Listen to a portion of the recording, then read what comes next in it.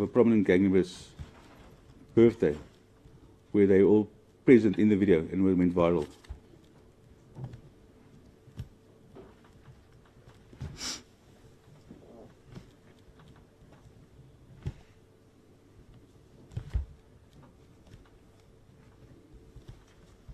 Which prominent gang member? Jerome Boyson.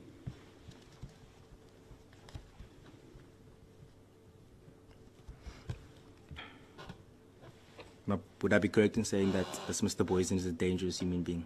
Say again? Would I be correct in saying that Mr. Boyson is a dangerous human? That's what people say. I've got no encounter with him, so I don't believe what people say all the time.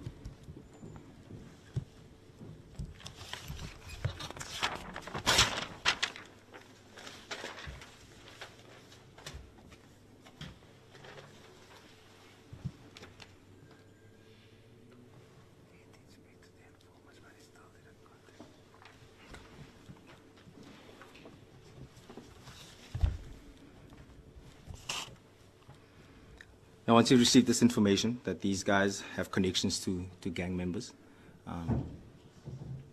you still didn't think that they were dangerous humans, or?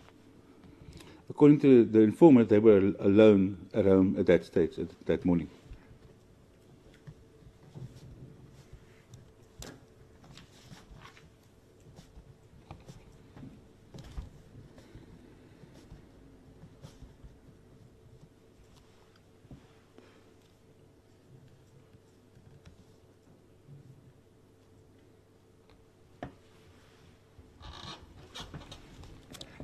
And just on the point of Interpol, after you spoke to the informants personally, did you then speak to Interpol?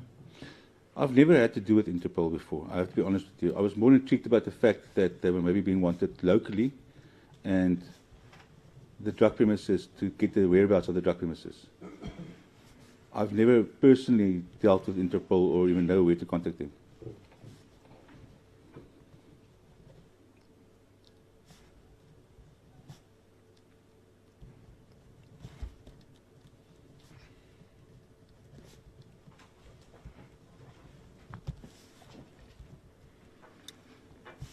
So you said you weren't sure who to contact at Interpol? I have never contacted Interpol in my life. Do you think maybe Captain Stearman, if you told him, would have had the Interpol contact? I don't know. I've been in the police for 17 years and never have I had the opportunity to contact Interpol for anything. So now you've decided that you're going to go to this house in Hout Bay, right? As a courtesy, why don't you tell Hout Bay Police Station that I'm coming into your backyard, I'm going to be conducting, or I'm going to be going into one of these houses? I cannot give you an answer for that. That was not... Look, in hindsight, yes, I could have done that. I'm sure there's a lot of things that I could have done better that evening.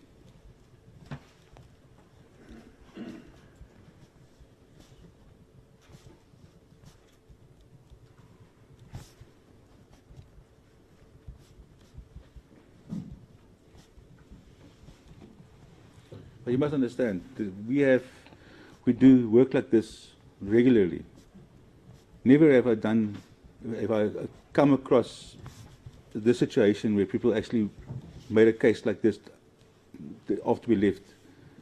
I can only say spite, because I know for a fact nothing was taken from that house, not by each and everyone that was there that night. So this is one of those cases.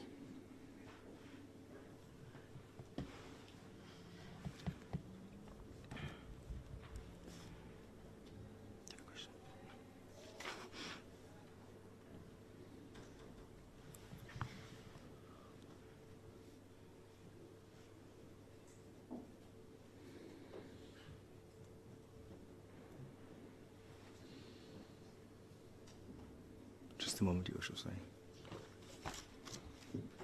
Get to that later. Thank you.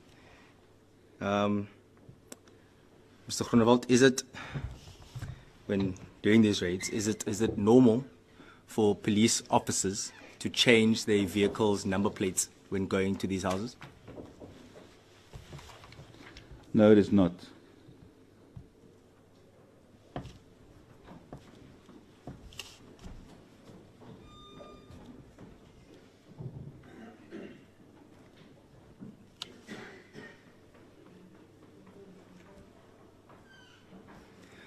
Did you and Constable Mina then change your number plate before going to this house? I did, yes. Excuse me. Just have a look. What is happening down here? Why are admin staff going up in there and out of there? Please somebody go check that. What is the reason for them being there, in and out of there?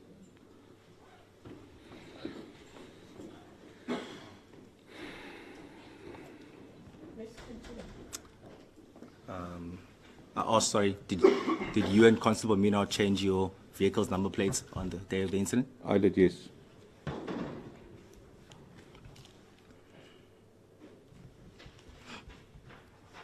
Why? Because that vehicle stands in my yard every day with a police vehicle, clearly visible. It took the investigating team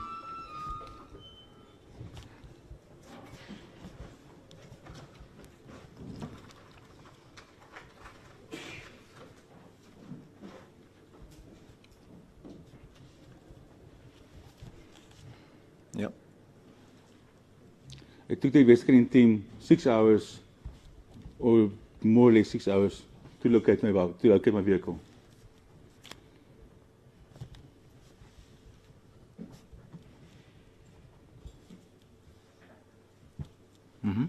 And my intention is to just do some look. We wanted to make the bust. That's it. We wanted to have this big bust on our name, the drug bust.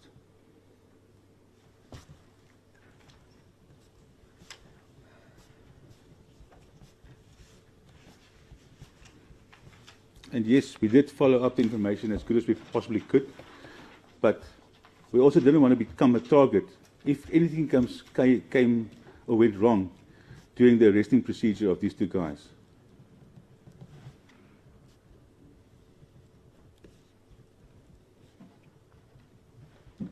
We knew that Mdntv is full of cameras that could give these people full access to our registration numbers, to our vehicles, and where our vehicles could be located.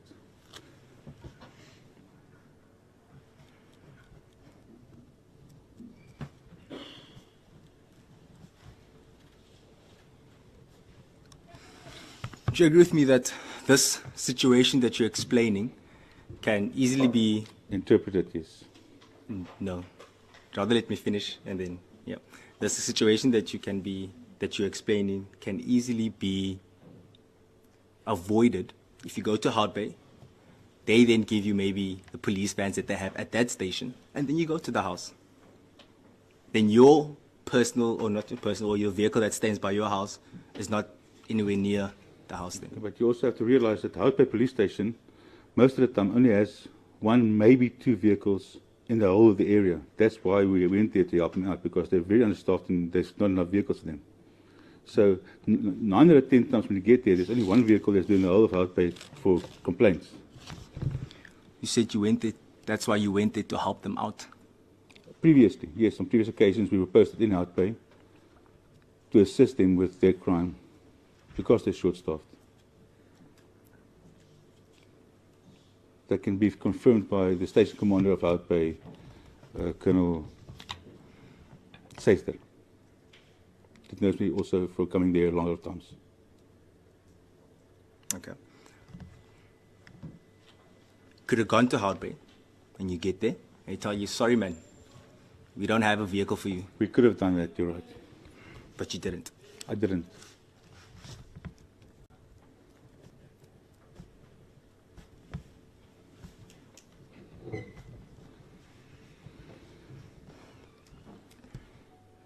You indicated that you were the only one that changed your number plates. Is that No, correct? I changed the number plates for myself and for Colonel Solomon Asbaki. Was he aware? I don't know if he was aware. He was standing there, but I did it while we were talking. It was very easy. I just took two pieces of number with double-sided tape and just plugged it on. So it's correct if I say that he was aware. He saw you do it and he let you do it. He might have seen me, yes. Might have? Yes Might or no? have seen me, yes. I'm not sure. I was preoccupied with doing what I was doing.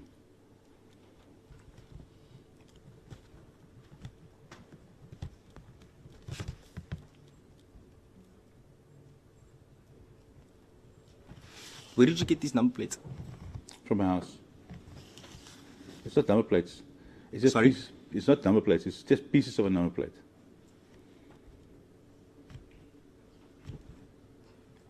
Just a follow-up question. Why do you have pieces of a number plate at your house? This is an old number plate of one of my cars.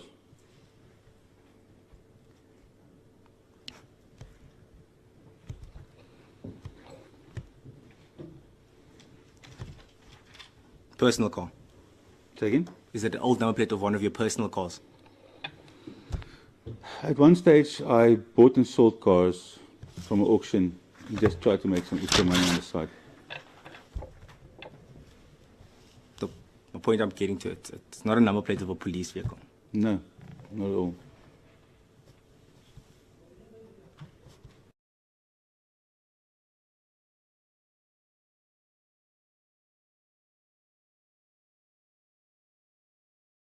Testify. As we have a statement in the docket from City of Cape Town, where, as you mentioned, in London there are cameras, and they caught the number plates that you had put on your vehicle and Constable Mina's vehicle, registered it to police vehicles from somewhere in the Western Cape.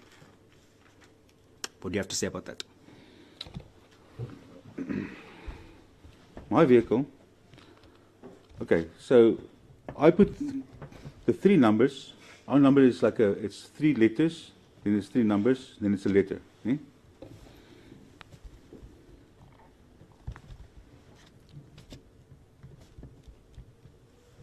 So, for instance, my registration number was BVF. Was B? BVF Bravo Victor Foxtrot 714 Bravo. So I took an old number plate of mine, I just removed, since my number plate had 6 numbers,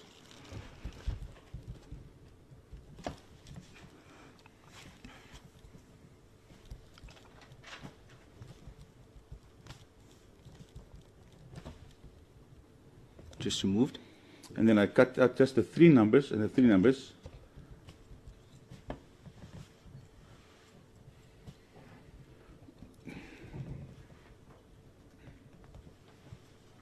And covered the middle 3 numbers of that number plate.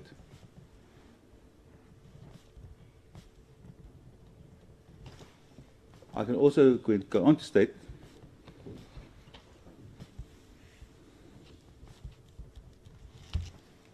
that while the vehicles was parked in front of the house, when PPA security arrived, I actually took it off to reveal our real number plates to PPA security.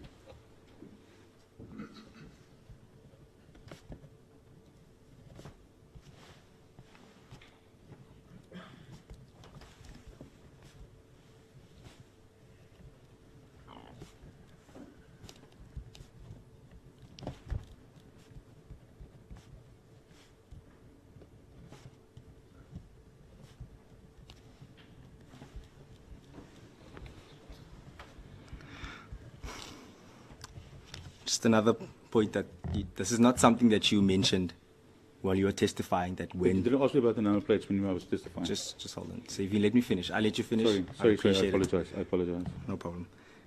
When you were testifying about the situation where the PPA security arrived, you never mentioned that before I spoke to him or when I spoke to him, I actually took off my number plate so you can see that these are my true number plates. Okay. Why didn't you mention it? Because we were discussing the number plates back then. I wasn't I don't know, it slipped my mind. I didn't go into detail about the number plates at that stage. To me, it was more accurate about the fact that I spoke to PPA and what he told me, and that I identified myself to him on the scene. But that's also the reason that the photographs that was taken by the complainant, in this case, the photograph that the investigating team showed us, actually had Constable Minnaar's real number plate without the cover on it, on the photograph.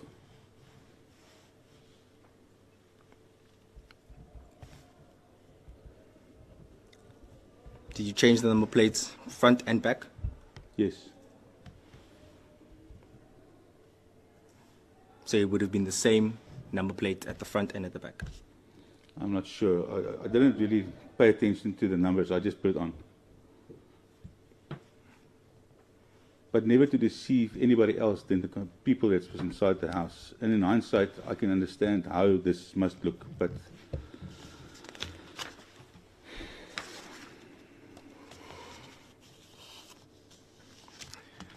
Investigating officer will come and testify that in the docket we have still photos of you driving to the house, or the two vehicles driving to the house, with different number plates in the left windscreen of each vehicle. Left windscreen? Yes, the windscreen of the vehicle, on the side, there's number plates. That's what... Negative. That never happened.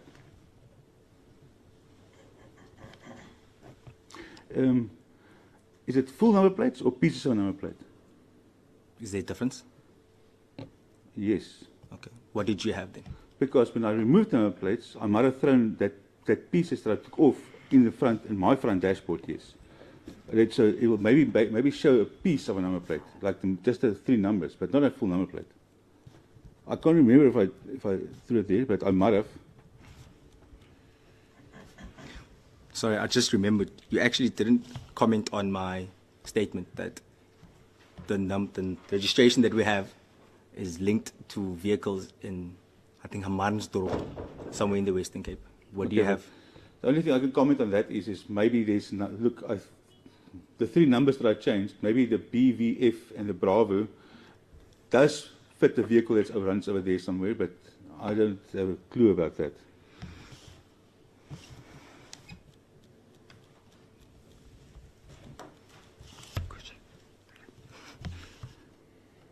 Okay. Now that you've arrived at the premises or outside the premises, what happens? But I already testified to what happens. But do you want me to run through it again? Just briefly. I'll tell you when to stop. Okay, so we came to the front gate. We jumped over the wall.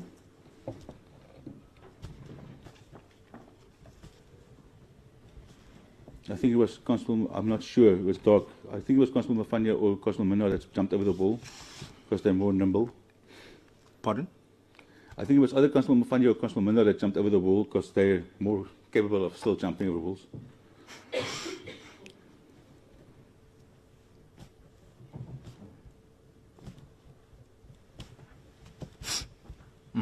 And simply release the latch on the inside to let us get into access. Is that the latch of the gate? Yes.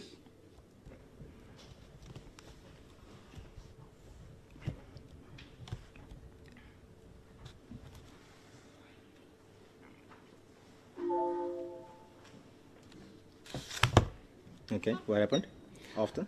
Okay, like I stated previously, the house consists of a glass wall at the bottom. So you can see from you go from the front gate, you move down towards the house. So we could actually see right through the house to the back of the house, basically. When we could see there's people in the back of the house.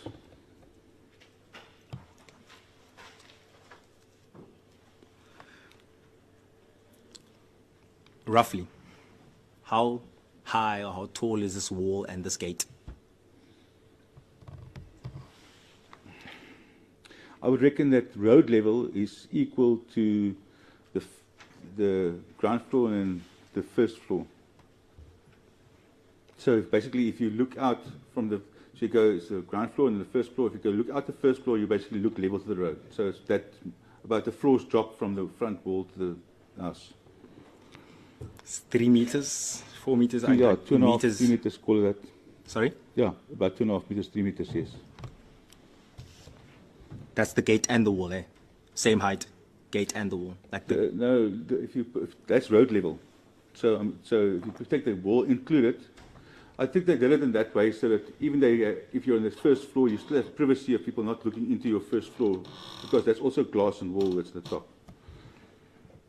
So basically, road level will be equal to the floor height of the first floor, and then the wall in the front will be able to cover the people that's walking up and down on the first floor, because it's also glass.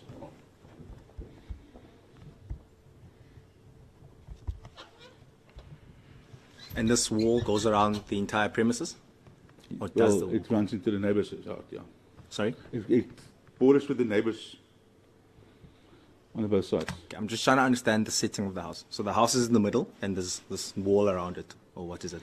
Well, the front wall goes into the wall on this side to this neighbors and goes into that side to that neighbors. Okay. As I look, it was dark. Okay. That's how I saw it. Okay. Is there a wall behind the house? Further back, yes. Roughly the same height? Or Well, look, the properties go, it's like a decline. So basically, you look from there's people's swimming pool, you look almost onto the next guy's swimming pool, because it keeps on going down.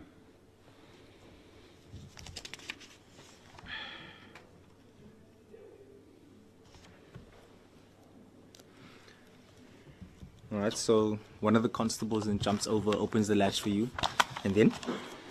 As we on a way to go to the front, because there's a big glass door in the middle of this glass wall of this house. So as we go towards the front door, there's a person coming towards us that sees us, and he then alerts the rest of the people.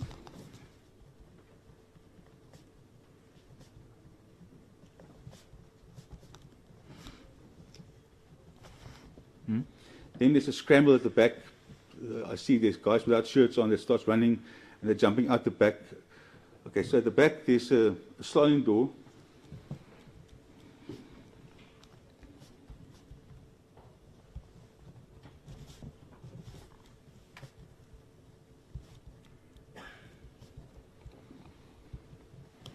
Okay. There's a sliding door that opens towards the pool, but it's like a glass slabs, basically, thick glass, like that forms a palisade in front of the sliding door. So even though you can see the swimming pool and the door's open, you still need to climb over this glass palisading thing there to get outside. So we saw them jump over it. Myself, I screamed from the top of my lungs. That's before I even entered the house. South African police get down so hard that all the neighbors could hear us probably as well.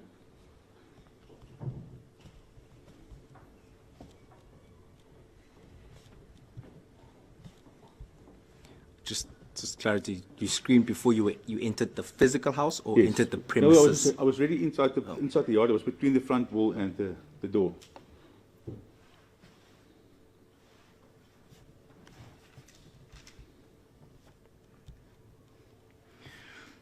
If you can, I know it was at night.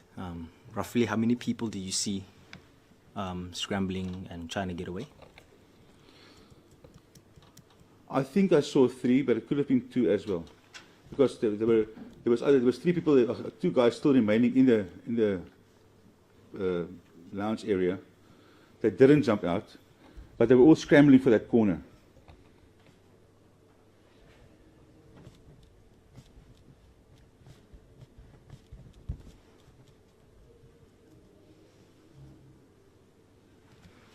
All right, and then you So screamed then I and then? went through the house, also over this palisading, but now obviously I couldn't just run through the house because there was a room on this side and a room on this, I think there was a room around the corner here. So we first made sure that there was nobody standing with a gun or something there just before running through willy-nilly.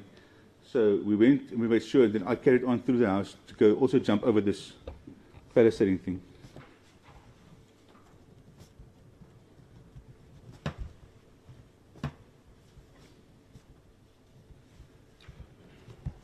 And if I remember correctly, I was followed by a constable Soldati that also followed me over this palisading thing by the swimming pool.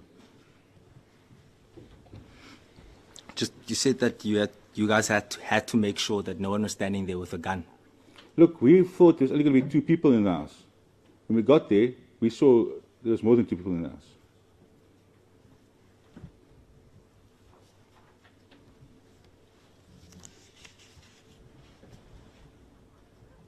I'm saying gun, but I mean, it could be anything.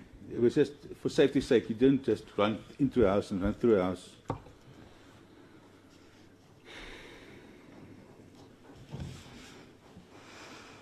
Who else went with you through the door? If I can remember correctly, it's Constable Soldati. He followed me through.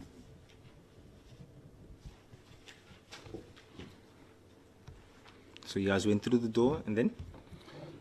Then we made our way around the house to the left.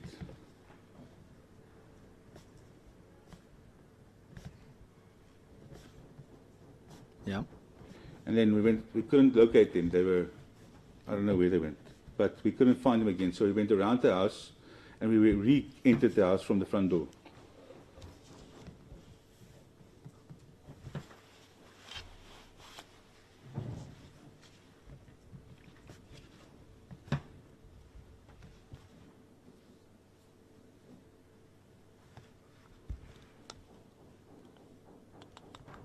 You re-entered, and then? We re-entered the house. At that stage, there was, I think it was a female that also joined us downstairs then. And there was the 2 male occupants. When you say joined, did you just come down? Or? I don't know. Look, I went through the house. By the time I came in the front, I just saw there was a female that was also present that wasn't there before I exited the house.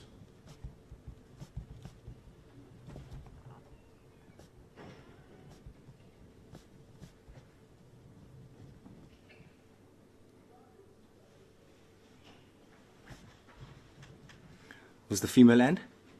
Second, It was the female and who else? there was 2 other male occupants in the house.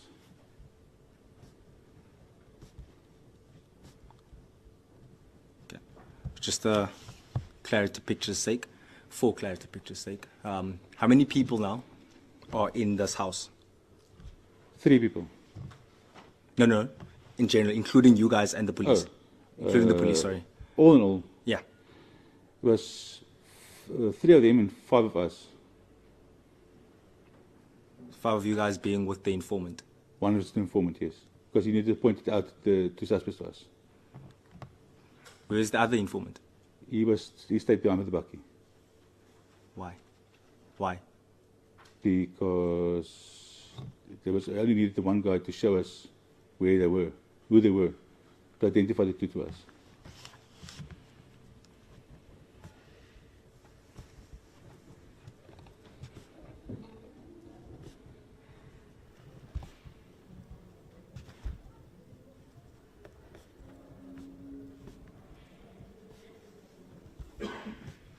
Just another point. I'm sorry, I have to point these out, but this is The truth will prevail. another one of those incidents where you never mentioned that the other informant stayed behind.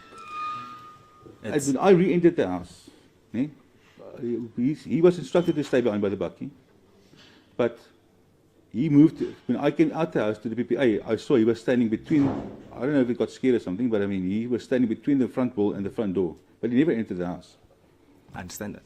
I get that now, but I'm just saying, you never said it when you testified. Are you going to object? Worship, Mr. Chair, he did testify to that effect in chief. That the 1 informer was asked to stay put in the van, and they only disguised the 1 with a balaclava, and the other 2 officers then made use of their buffs to cover their faces as to not let the 1 informer stand out alone, being disguised.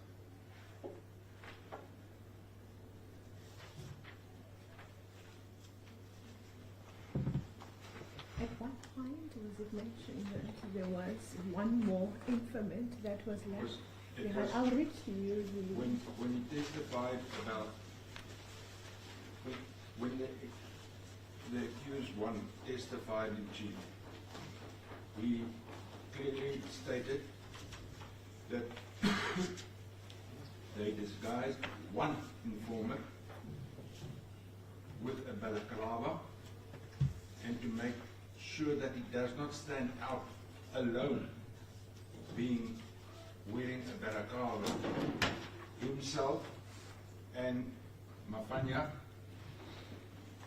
took their buffs and covered their faces. If I can correct that, it is that myself and Constable Mina also covered our sin. Correct. So he did testify to that. Maybe I'm missing something. The prosecutor maybe respond to that.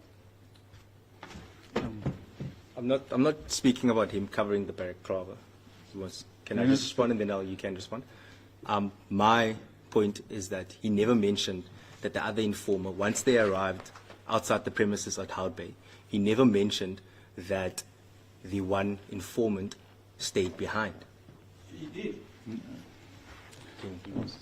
No, I believe I just mentioned that there was two informants, and I believe that the one was going to accompany us. I can't believe that I specified that the other one stayed behind in the vehicle.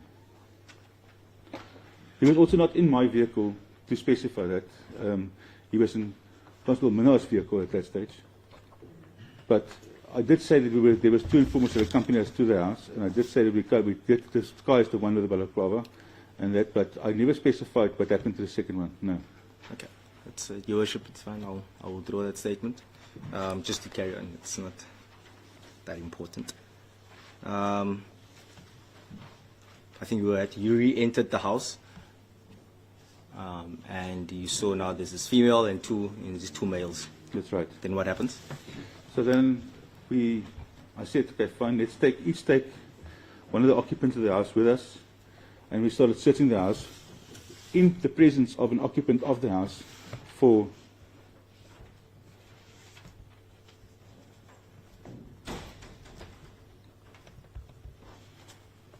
any form of identification like IDs, passports, home affairs papers. Also, we're looking for maybe municipal accounts or something that might lead us to the proper address of the Kalani Gardens premises. Just a moment.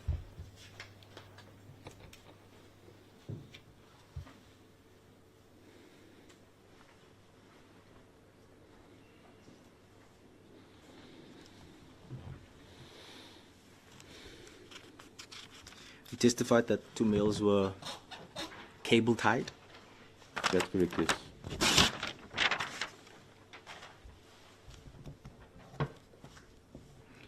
Of which I personally cut the one loose after the search. Sorry? Of which I personally cut the one loose after the search.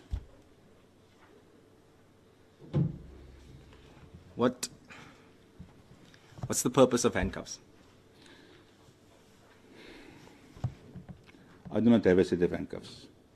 Sorry? I personally don't have a set of handcuffs. One was stolen out of the vehicle, and we never had keys for it.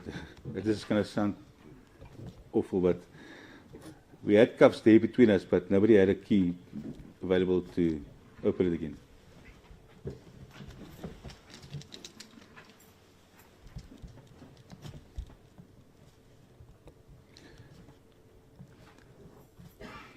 Said yours was stolen. Yeah, When were they stolen? a long time ago. I can't remember.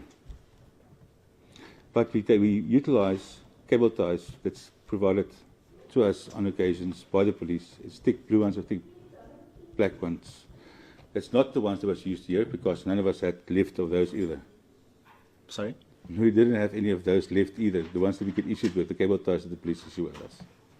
So you had personally had no handcuffs, and you didn't have the cable ties that were police issued. Not police issue cable ties, none. But then again, we only went there because we knew that they were unarmed, and we were just there to apprehend them and take them out to the police station. Again, in hindsight, yeah. Did you apply for new handcuffs? No, you have to pay for them if yours is misplaced. And they're pretty expensive. Did the other officers have handcuffs? I think only one of them had handcuffs. I'm not sure which one. But then we didn't have a key for it either.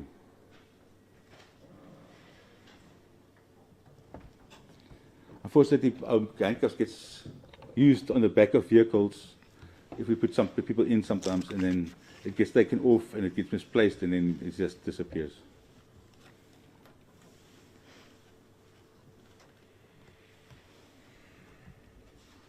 So now you've gone through the house, right? You've seen that there's no threat. Why do you still feel the need to cable tie the two No, they were gentlemen? cable tied. Well, I think Constable Mafanya cable tied them as we went through the house, outside the back. I think Constable Mafanya, cable tied them while we were trying to look at the other ones that ran out the back.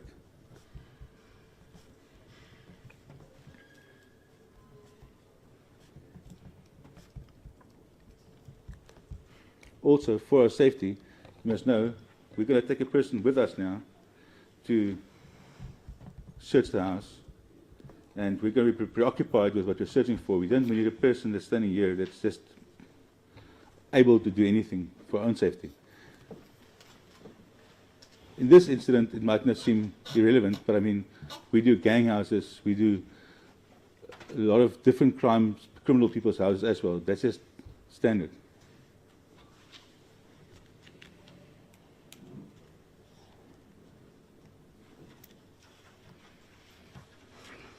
You also testified, just jumping on the safety situation, you testified that you were the only one who had a firearm.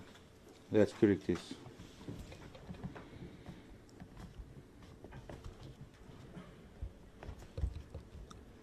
You also testified that Constable Mina, or all of them, had to book in their firearms once they were released. That's right. They're not issued with police firearms. Yes, so they booked it in before I going to... presume so, because they didn't have firearms on the scene.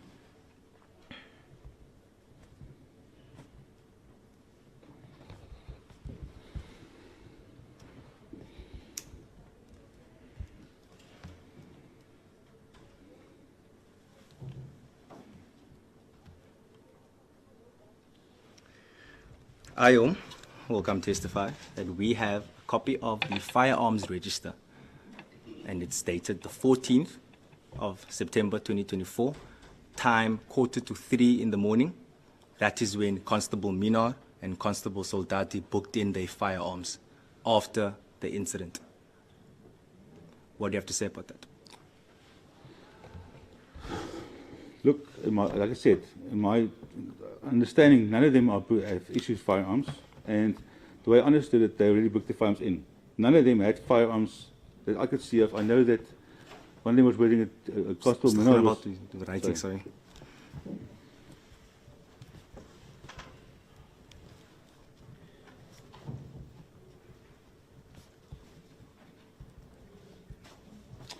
I remember Constable Minar was wearing like a coat or something that's pretty long, so I didn't even see his holster on him.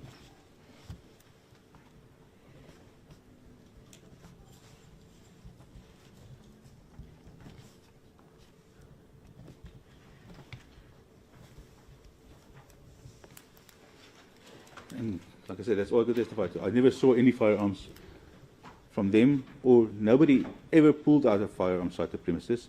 I never saw them handle any firearms. I never saw the informers handle any firearms. I was the only one that I knew of that had a firearm at that stage. It was present on my leg holster, on my leg, like it normally is. Just a follow-up question. Instead of then saying that Constable Minar and Constable Soldati and Constable Mafanya had no firearms, why didn't you just say, well, I wasn't sure whether they had it or not? Okay, I wasn't sure if they had any firearms, but because I never saw them, and why would they have firearms if they don't have police issue firearms? I'm asking why didn't you say it, not that why are you saying it now. Why didn't you say it when you were testifying? That Okay, what did I say? you said on the day or the time of the incident You were the only one with a firearm. It was holstered on your leg. Constable Minar, Soldati, and Mafanya did not have any firearm. But now today you're saying, after I tell you that they booked in their firearms after the incident, you're saying, actually, maybe I wasn't sure Mr. Minar had a coat on.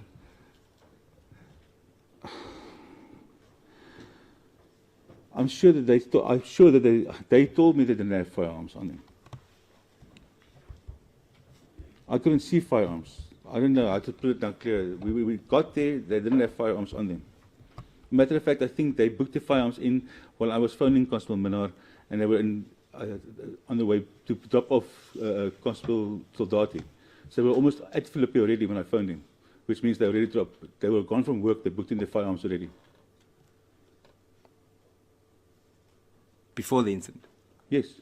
When I phoned Constable Minar to meet me at Wanwood Park and asked him to pick up Constable Mafanya, he was almost at Philippi to drop off Soldati. Okay.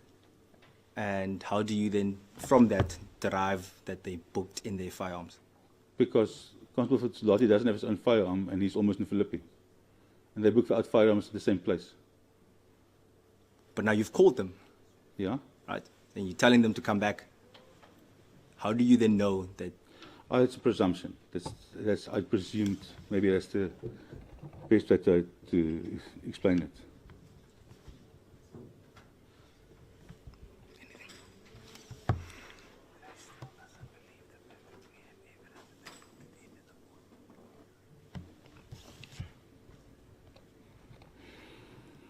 So, with now the evidence that I'm saying, or alleging that we have evidence that they booked it in after the incident, do you then believe that they had firearms on them during the incident? No.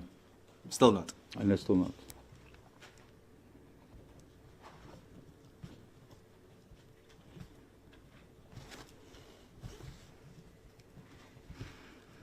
Why? I can't tell you why. I didn't see guns on them. I would have seen if somebody had a firearm on him. I still remember thinking to myself, but we're going into something now, they don't have firearms on them. Luckily, these guys are not supposed to be any hassle to us to apprehend them.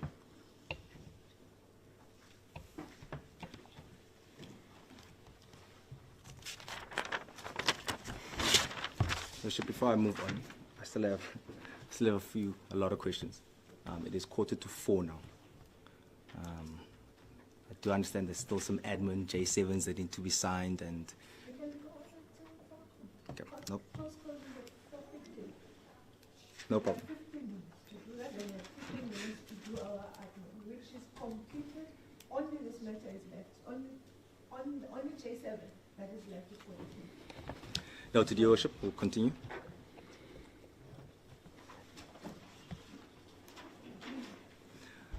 Once you have the occupants in the lounge, did you ask them for their personal details, names?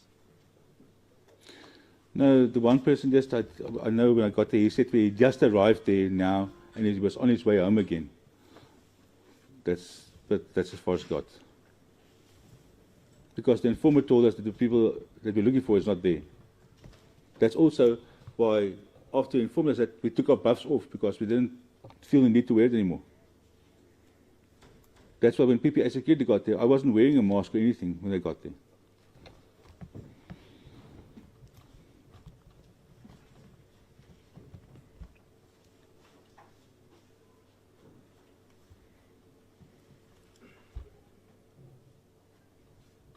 Now you go to this house that you're looking for illegal suspects in the country, right? And you find two people that you mentioned was Nigerian, right? Did you not think to maybe verify whether they are legal in the country, seeing that they are in the same company of people that you suspect? I can't just go around suspecting people as illegal or anything like that. I mean, the informers knew the people that was there. I had no information about these people that was there. So I wasn't going to interrogate them if I had no information on who they are. But you're at a house of a suspect that you believe is illegal because of information that you received. Yes. In this house, you find someone that is a foreigner. You have no idea who this person is. Don't know their name, where they come from, or whether they even are here illegally. Why would you want to find out whether they are illegal in the country or not? Well, the one person who was with me ran away already while we were doing the search. We could have maybe afterwards accumulated the information, but then the one guy, like I said to you, when I went out to see PPA in the front, the guy was with me in the room, that went to the room while I was searching it, saw the gap that everybody else is busy, and he ran away also. So, yeah, it's in hindsight, I could have gotten the details, maybe, yes, I did speak to them. The guy came out to me, I still told him where his phone was, everything. He went to go fetch his phone. He was pretty upset by the time I cut him loose, because then he was carrying out about, I can't understand the language they were speaking. And he came out to us while we were standing at the left of the house, shining our lights on the footpath, trying to apprehend the first two guys that we came there for in the first place. Came out there and he was like, "Yeah, where's my phone? Where's my phone?" I said to him, "Your phone's lying on the kitchen table." He went back inside. He went to go fetch his phone. He came out again. He started swearing at us, taking photos of us. We just left. It was late in the afternoon. We worked the whole day. Yes, I could have made a better decision.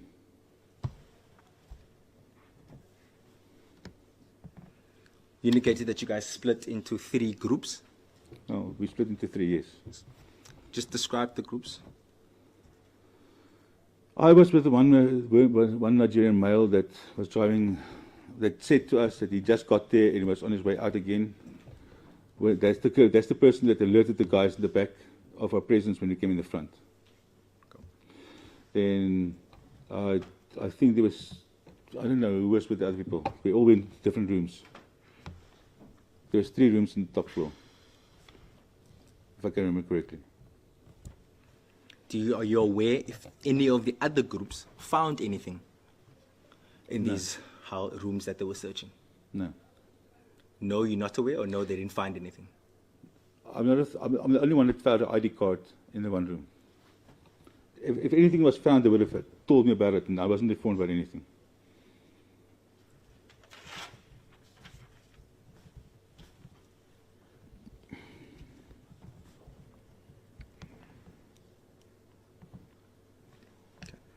And PPA security is in arriving, right?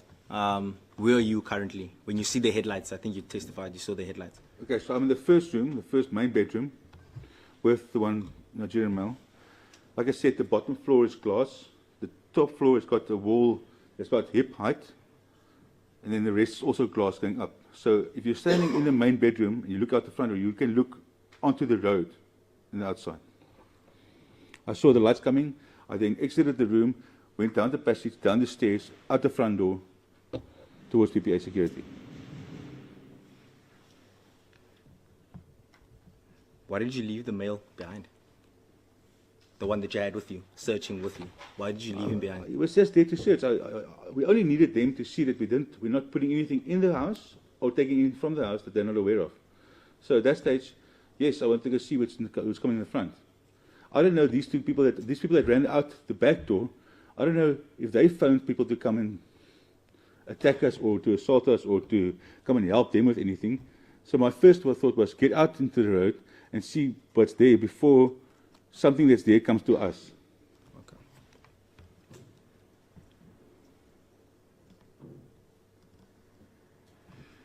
Specifically, where did you then meet the PPA security? When I got to the road, he was standing there with his headlights towards us, and I saw the bakkie open. So when he opened the bakkie's door, I could see the writing on the door, PPA security. So then I knew, okay, well, this is now. But I saw his headlights coming up. He was still driving up towards us, and he was trying to park his bakkie on the side of it. And I could see he was trying to reverse it into a tactical move or something so that he can still see the house. And then he got out of his bakkie and he came to talk to me. Where were you standing? By the bakkies, by our bakkies. In front of the house.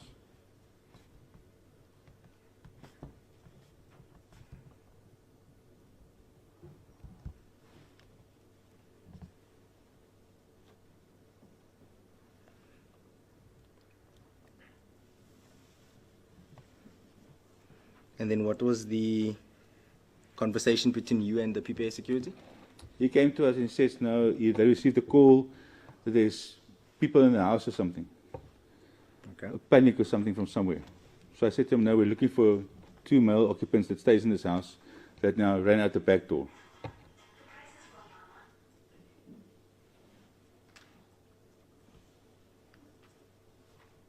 They ran out the back door. And Sorry about that. so that's one. Then he went on to tell us, because I didn't know that Lindutton area so well. So he went on to tell us, though, but if they ran out the back, on the left of the house, there's a whole network of footpaths that start from there, that people walk their dogs on and go jogging on something, that they could have used to evade us. And then when did you introduce yourself to him? Because I asked you what happened from Okay, the sorry. get-go. So I spoke to him then, and then he still said, "Oh, Samora Michelle, are you guys coming from Samora Michelle?" So I said to him, "No, we're from Operation Restore. We just use vehicles from different stations to strengthen our unit." Then he said, "Okay, no, it's fine." I said to him, "Listen here, but I'm Sergeant Groenewald. I have my name badge on my chest, my surname. I have my ranks on my shoulders." I said, "I'm Sergeant Groenewald," because I thought that he might have to give feedback to his control room after receiving the call. Okay. Now, security guard is a neutral person at this point. You would have no reason to lie or to make a statement that would not reflect what happened on the night. Is that a Okay. correct statement? That's correct, yes. Investigating officer will come and testify that the security guard did make a statement. And in his statement, he indicates that when he approached you, you were standing by your bakkie, sweating, and breathing heavily. Would that be a correct assumption? Or Well, I'm not so description? fit as I used to be. I did run around the house by that stage already with my bulletproof and everything on, and up the stairs and ran down the stairs, up the stairs to the road work again. So yeah, So you'd agree with that Yeah. description? Okay. He then further goes on to say that when he spoke to you, you introduced yourself as Sergeant Bucas. What do you have to say? no. I had my surname on my uniform. All my uniform was marked, and my bulletproof.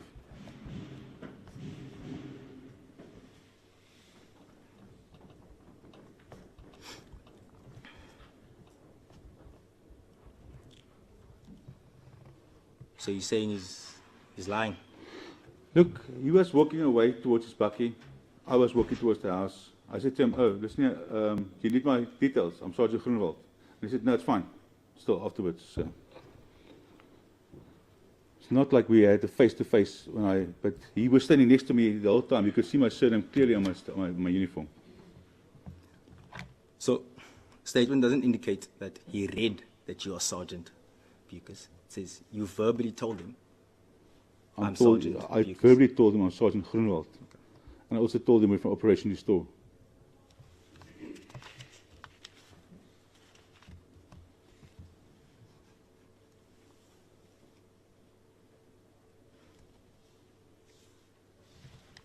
He also indicates in the security that you've informed him that the 2 suspects that you are looking for are wanted by Interpol. Yes. When did you get that information that they are wanted by Interpol? No, we had that information. I testified upon that from the first time, that the suspect was possibly looked by Interpol and possibly wanted locally. You said internationally, sir. Internationally and locally, yes. And then I explained to you that's why I've never contacted Interpol in my life.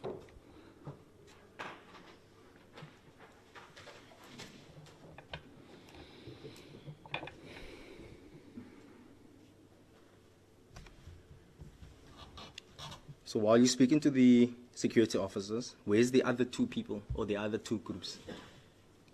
Still conducting the search, I presume. Still conducting the search. Okay. So you had this conversation, and then security guard left, and the other 2 groups are still inside. Yes, but at that stage, when I finished talking to him, they were also finishing up. So I went downstairs, and I said to him, "Listen here, let's go." But at that stage, the male was with me, has already run away also out the back door. So there's only 1 male, 1 female left in the house. Okay. Just before we end off, so once you're done speaking to the security guard, you then go back inside the house, and then you meet up with the other 2 groups. Is that correct? Yes. Okay. Security guard officer says, while he's speaking to you and having this conversation, he sees a colored, skinny officer walk out of the house and going to the other Samora Michelle Bucky. And he also indicates that he saw a male figure in the behind or the back seat of that Bucky. Anything to comment on that? Well, look, if it's a tall, skinny one, it might be Constable Soldati, because he was driving with Constable Manar. And the informer, when I came out there, the informer was at the vehicle the whole time. It's just when I went out to PPA, he was standing on the inside of the boundary wall, between the boundary wall and the house. So I presume that when I went out to PPA again, he must have also gone there. So that's the guy that I saw. Okay, it's 4 o'clock. Okay, we can stop here for today. We set it down for tomorrow as well, the 16th. Confirm. All Just right. a note that I do have a partly heard Yes. in court one.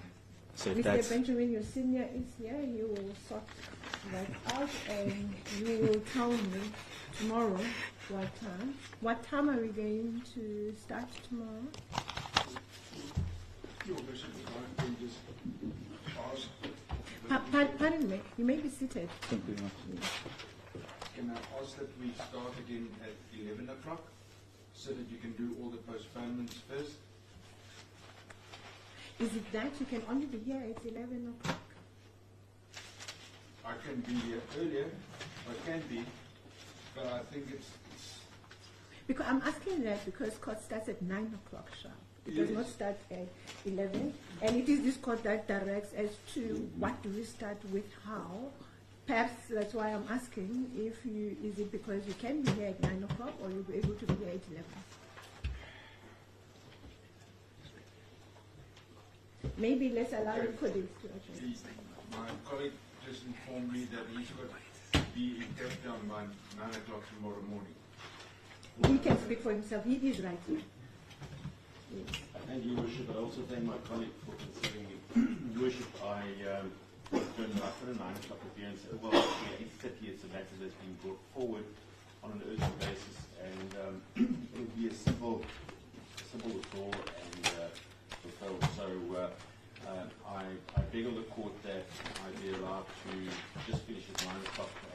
Most likely by 9:30 I'll be done, but I will do my utmost to rush from Cape Town Court to this court, and I just ask that matter be dealt with as it was already in my diary prior to these proceedings. I thank you.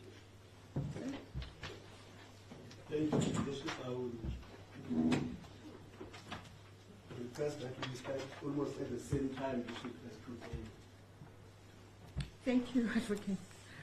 Yes. I would request, Bishop, that we start almost at the same time as Why? today, Bishop, because already before we made this particular arrangement, Bishop, I had a commitment at Blue Town Court, Bishop, which I think it can take me up to at least 10 o'clock. Bishop. Why did you then agree to tomorroow's date? If you knew that. Bishop, the arrangement, if I'm correct, Bishop, was that this is a provisional date. Bishop, the date that we actually agreed upon is the date of the 18th. At No, 12 I o'clock. postponed it to that date. I set that date down as well because everybody was available. Are you saying that you can only be here at 11 o'clock tomorrow? Is that what you're At saying? 11, yes. Is that your application? Yes. Thank you. Mr. Langeni, is there no objection that we start at 11 tomorrow? at this stage, no, Your Worship. Just as indicated, I still have apartheid, so I need to sort that out first and then Right. just worry. I'm asking these questions because court starts at 9 o'clock. And for me to be postponing 11 o'clock, 12 o'clock, but today we started at 20 past 12. And we had to adjourn. My court staff could not have their full lunch hour. So in future, I'm not going to allow that. So the matter is then please go back and stand there. Please, Thank you. Sergeant Krono, Thank you. if all of you can be on your feet. Your matter is then remanded until tomorrow, the 16th of October 2024, for further bail application. Sergeant Khurefar, remember that you are still under oath and you are not to discuss your testimony or evidence with anyone else. I'm going to excuse your legal representatives until 11 o'clock. Everybody can be excused. You remain in custody until then. Go, please.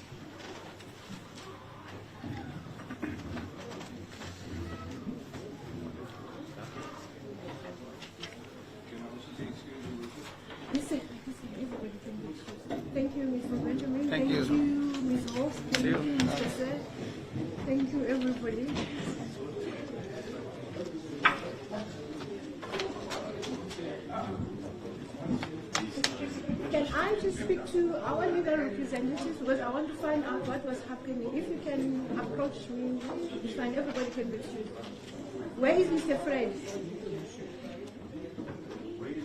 Fred. Orderly. The court orderly.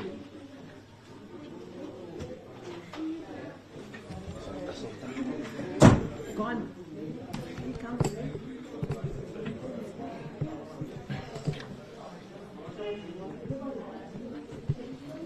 Do I have to be here?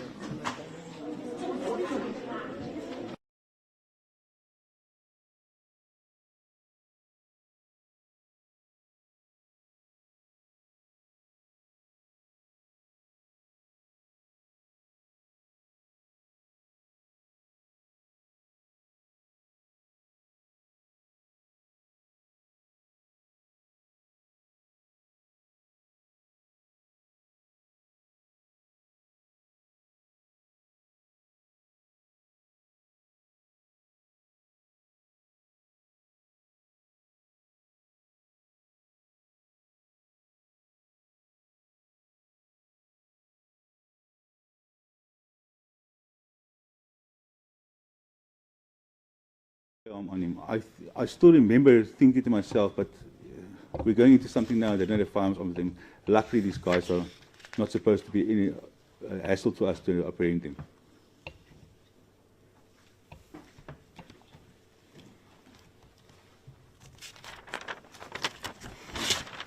Worship, before I move on, I still have a lot of questions. It is 3:45 now. I do understand there's still some admin J7s that need to be signed and. Okay, nope. No problem. 15 minutes to do that, then 15 minutes to do our admin, which is completed. Only this matter is left. Only J7 that is left to complete. Noted, Your Worship. We'll continue.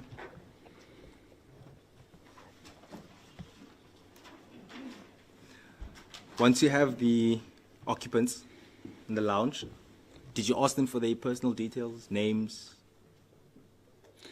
No, the one person just, I know when I got there, he said he just arrived there now and he was on his way home again. That's as far as it got. Because the informant told us that the people that we're looking for is not there. That's also why, after he informed us that we took our buffs off because we didn't feel the need to wear it anymore. That's why when PPA security got there, I wasn't wearing a mask or anything when they got there.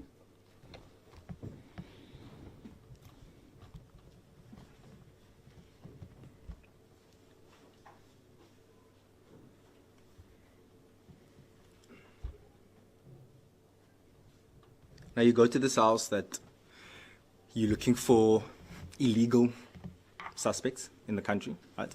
And you find two people that you mentioned was Nigerian, right? Did you not think to maybe verify whether they are legal in the country, seeing that they are in the same company of people that you suspect? I can't just go around suspecting people as illegal or anything like that. I mean, the informers knew the people that was there. I had no information about these people that was there. So I wasn't going to interrogate them if I had no information on who they are. But you're at a house of a suspect that you believe is illegal because of information that you've received. Yes. In this house, you find someone that is a foreigner. You have no idea who this person is. Don't know their name, where they come from, or whether they even are here illegally. Why would you want to find out whether they are illegal in the country or not? Well, the one person who was with me ran away already while we were doing the search. We could have maybe afterwards accumulated the information, but then the one guy, like I said to you, when I went out to see PPA in the front, the guy was with me in the room, that went to the room while I was searching it, saw the gap that everybody else is busy and he ran away also. So, yeah, it's in hindsight, I could have gotten the details, maybe, yes. I did speak to them. The guy came out to me. I still told him where his phone was and everything. He went to go fetch his phone. He was pretty upset by the time I cut him loose because then he was carrying out about, I can't understand the language they were speaking. And he came out to us while we were standing to the left of the house, shining our lights on the footpath, trying to apprehend the first two guys that we came there for in the first place. Came out there and he was like, "Yo, where's my phone? Where's my phone?" And I said to him, "Your phone's lying on the kitchen table." He went back inside. He went to go fetch his phone. He came out again. He started swearing at us, taking photos of us. We just left. It was late in the afternoon. We worked the whole day. Yes, I could have made a better decision.